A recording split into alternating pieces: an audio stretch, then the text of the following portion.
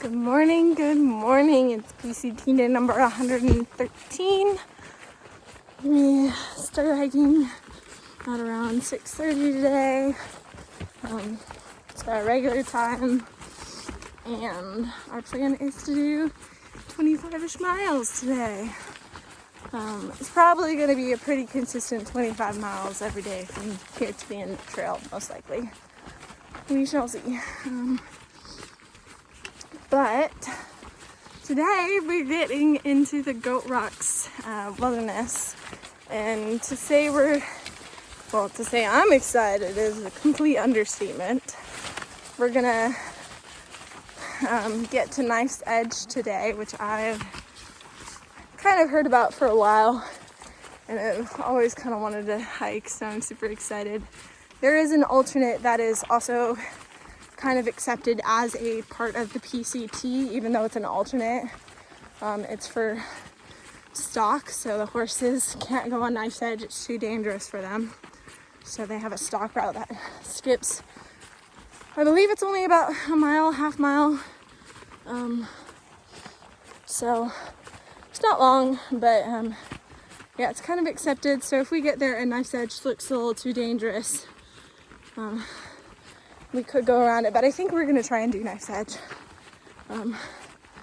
So right now we are kind of in the mosquito war territory, hence the suit, but we're hoping that in a couple of miles we can shed everything and we'll be fine for the rest of the day. We'll be going through Goat Rocks. We'll most likely be exposed, so it would be nice not to have to be in very hot rain gear while hiking. So right now we're in forest and hiking by lakes and ponds. So camped by a pond last night. I didn't really show much of our campsite because first thing we did is put up our tent and got in. It was probably the fastest I've ever set up my tent and got in before, because it's definitely a mosquito war zone. Just getting over a blowdown. So yeah, speaking of Goat Rocks, we are entering into the Goat Rocks wilderness. I thought it would have been a little bit longer. Some of the comments are saying it was longer. Who knows? There it is.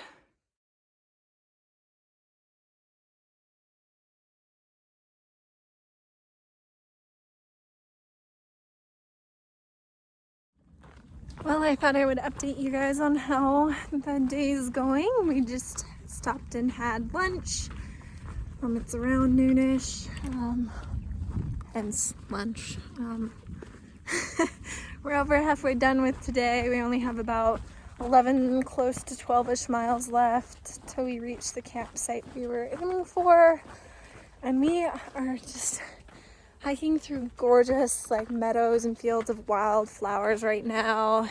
We've been able to see a lot of Mount Adams behind us, and pretty soon in the next couple of miles we'll be at the top of a pass, which I'm not going to try and say the name of.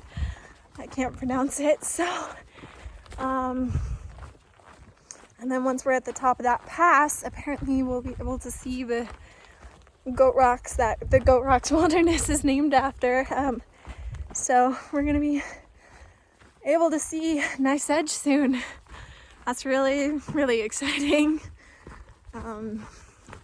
Yeah, so just been enjoying the day, and a few miles before lunch we finally got out of mosquito hell, so that's been really nice, and we're hoping that we'll be done with mosquito health for a while at least. We'll see how long that lasts.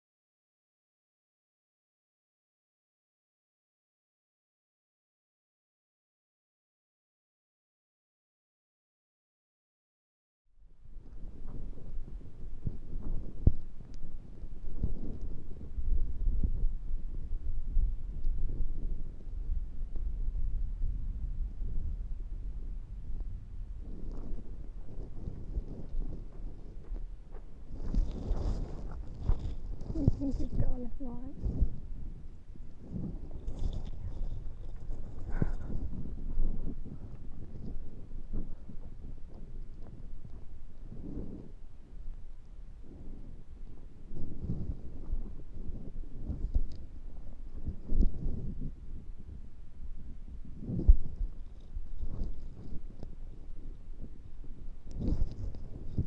There he goes.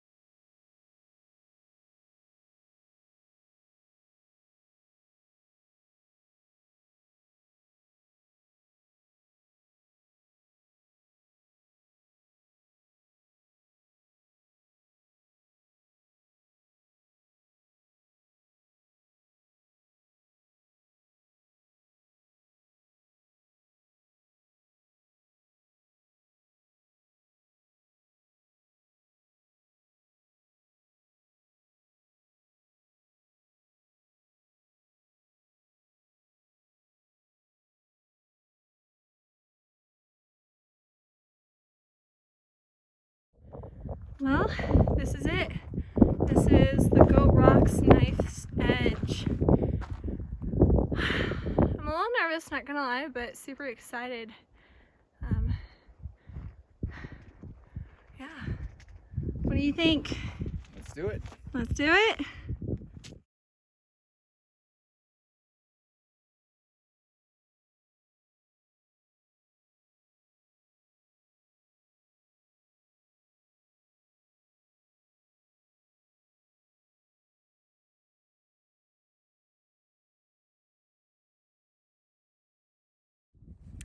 Well, I guess I can take this off now that I'm not in the massive amounts of wind.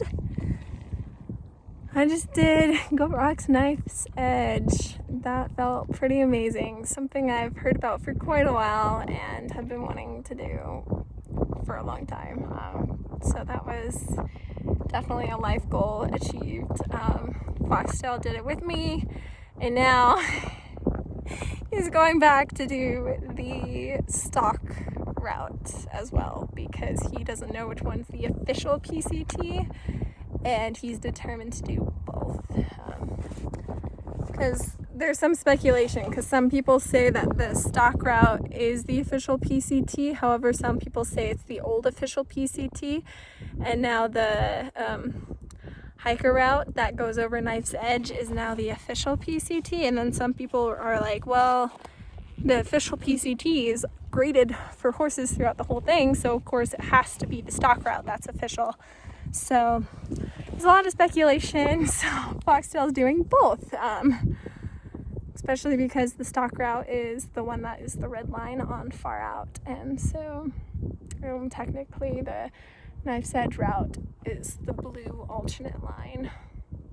So yeah, so he's going back and doing that. I almost did it with him, but I decided to stay here, watch his pack so he could do it without it, and then also roll out my feet a bit. So yeah, we only have about 4 more miles left for today, although more ridge walk. I don't know if you can see, but it literally follows that ridge, and a lot of elevation. I think there's only about 700 feet of gain left though, but a lot of descent. So it's still gonna be like 600 feet per mile, which, it's whatever. At this point, we're so athletically, fit, our fitness level is to the point where it doesn't really bother us anymore. It did definitely in the start, for me at least. Less for Foxtail. I mean, he's an ultra runner previously, so yeah, it's crazy. And also, I want to show you guys, but I don't know if it'd even show up on camera because they're so far away. But there are like a little herd of goats down on the snow over there, super far away, that another hiker monkey man pointed out for us. And you know how fitting, goat rocks, goats, first sign of goats too for us. So that's really cool. I'll see if maybe I can get it to show up on camera. So they are down there. I don't know if you can see those little blobs in the snow. Whoop, that's my finger. It's not gonna work. That blobs of snow right around there-ish. Yeah, that's a herd of goats. It's zoomed in so much that any movement on my phone shakes the screen miserably. I'm so sorry. Yeah, so right where that pole is, those are goats. Also, normally I wait until the tent recently to do this, but I thought could do this now. So today is Tuesday, which means Tip Tuesday. And for Tip Tuesday, I want to talk a little bit about snow walking, because today we've come across a lot more snow than we have since NorCal, early NorCal too. So with snow, one of the biggest things you want to do is when you're hiking down it, a lot of people tend to start to lean back a little to stop themselves from sliding. That's actually a bad thing to do. It can actually cause you to slip and fall even more than if you were not leaning back. So you want to make sure you're staying perpendicular up and down. So when you go down, and then dig your heels in to create little shelf units as you're walking down. And if you're walking up snow, it's the exact same thing. You want to take your foot and kick into the snow, as long as it's not hard snow. If it's ice, then you've broken your toe. And of course ice, that's a total different game as well. But if, so you want to kick in your front toe to create a little place to put your foot that's level, or if you're walking across the snow instead of up, you want to also dig in to make a little shelf for your foot. Basically, just always make a shelf for your foot. Use your trekking poles. They're super helpful. Always make sure you have 3 points of contact with the snow at all times, or with the ground at all times. And another thing I want to point out, so this is just a very small, short discussion about snow walking. I'm sure there's a lot easier videos and more helpful videos out there. But I do want to talk about a little bit of snow etiquette. Something I learned in the Sierra is that when you are hiking across snow, don't try to pass people. If they're walking a lot slower than you are, you have to walk slow. It's just how it is. It's not very safe to have a person move to the side or to say, oh, excuse me, can you go a little faster? Like, that can cause them to not be confident, and if you're not confident, that can cause more accidents. And so, taking it a little bit slower if somebody's in front of you, or just being patient, can help save both your life and their life.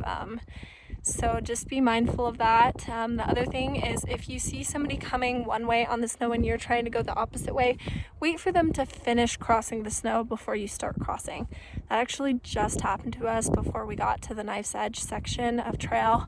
We were crossing this big field of snow, and this group of 3 hikers started coming our way right when we were coming their way, and we're just like, we were already halfway done, and it got to the point where they barely were able to pull off to the side for us to pass them, because in that instance you have to pass. And they had a little kid with them, and the little kid almost slipped backwards into me, almost pushing me off the edge. Sorry, Mom. But we're all safe, but just know that if you are going to cross snow, just be mindful about where the other hikers around you are, and Always trying to make it as safe as possible. Well, that's all I'm gonna say on that matter. So that's Tip Tuesday, and yeah, we'll see what comes next. Not many more Tip Tuesdays left.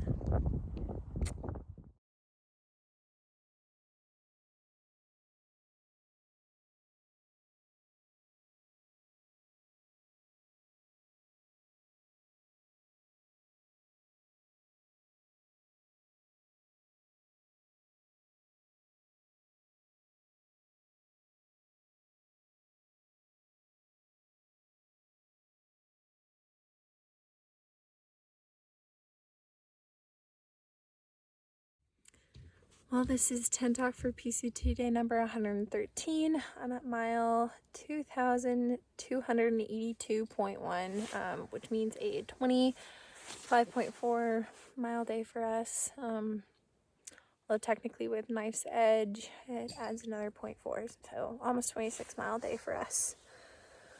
And boy, was it hard. The last, I don't know,